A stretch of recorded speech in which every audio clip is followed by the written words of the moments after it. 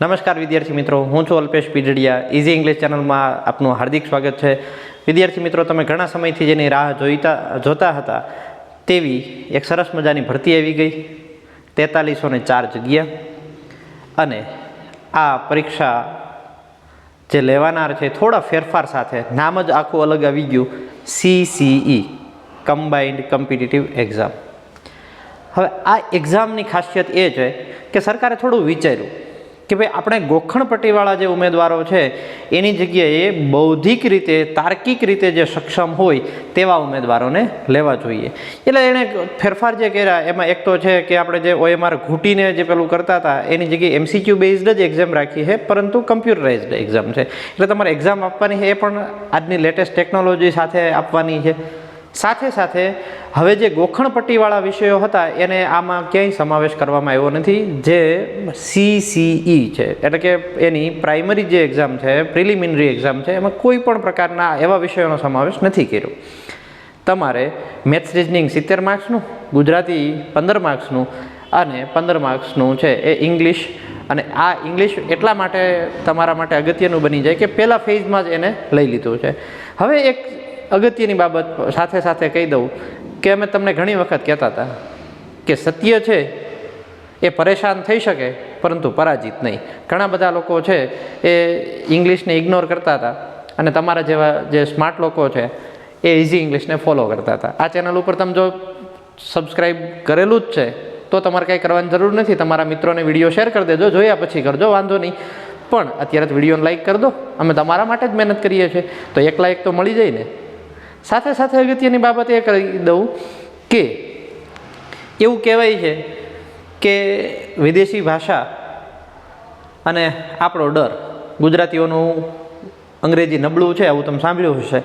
આ અંગ્રેજીને શીખવું કેવી રીતે? તો અમે કાંઈ કેનેડાથી કે કેલિફોર્નિયાથી તો આવ્યા નથી.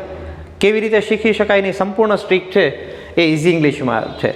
કારણ કે ઇઝી ઇંગ્લિશ મહેનતની ખાણમાંથી શોધી લાવેલી એવી વસ્તુઓની એક કોપી છે કે જે તમને તમારી જોબ સુધી પહોંચાડી દેશે, તમારા સ્વપ્નાઓ પૂર્ણ કરવામાં મદદ કરશે.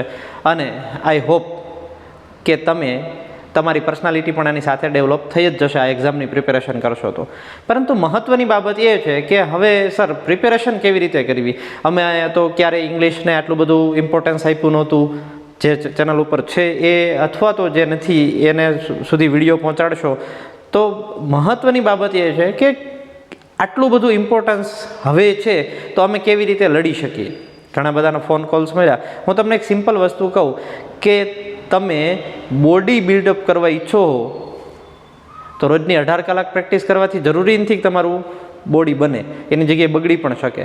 પરંતુ ધીમે ધીમે રોજ તમે થોડી પ્રેક્ટિસ 15 મિનિટ ચાલુ કરો. એક દિવસ તો એવો આવી જશે કે શ્યોરલી તમારું બોડી છે મસ્ત હેલ્ધી હશે, તમને જેવા શોખ હશે એવું હશે, ઇન શોર્ટ. બરાબર? તો ટીપે ટીપે સરોવર ભરાય. પણ એમાં અગત્યની બાબત છે કન્સિસ્ટન્સી. એ પ્રેક્ટિસ છે ને એ રોજ તમારે કરવી પડે.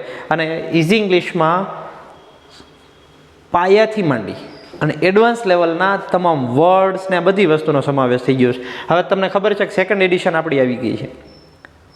બધા લોકો એટલા માટે જ આને અપનાવી છે કે કોઈ પણ પરીક્ષા આવે એટલે 70% તો ઇઝી ઇંગ્લિશમાંથી કવર થઈ જ જાય છે. તો સ્વાભાવિક જ છે કે તમારી પાસે આ બુક હશે. સૌથી અગત્યની બાબત થોડી ચર્ચા એ કરવી છે કે તમારો ડર કેવી રીતે અંગ્રેજીમાં છે એ દૂર થઈ શકે. તો ધીમે ધીમે શરૂઆત કરીએ.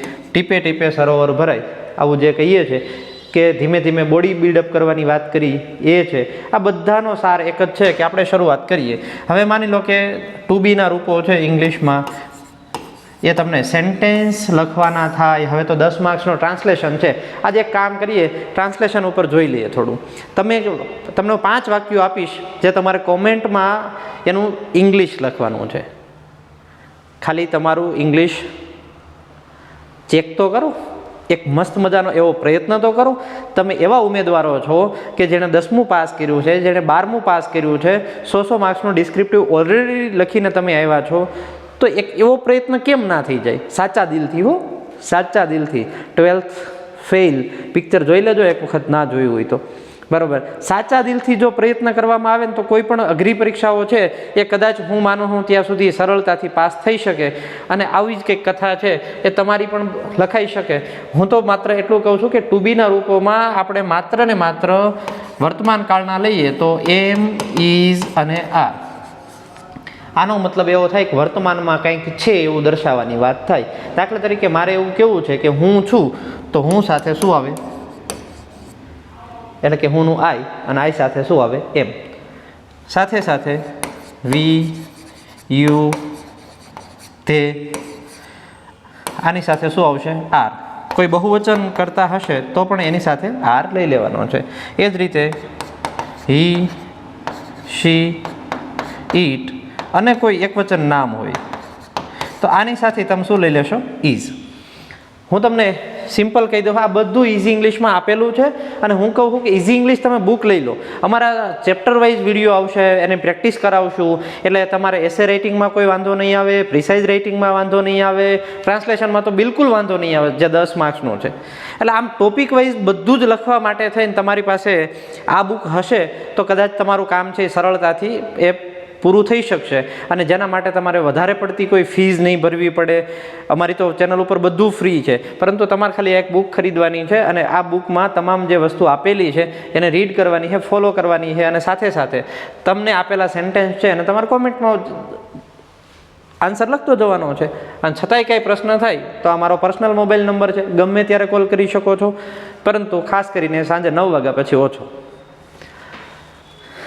મહત્વની બાબત આવી ગઈ પાછી. આઈ એમ, હું છું, વી આર, અમે છીએ, યુ આર, ધે આર.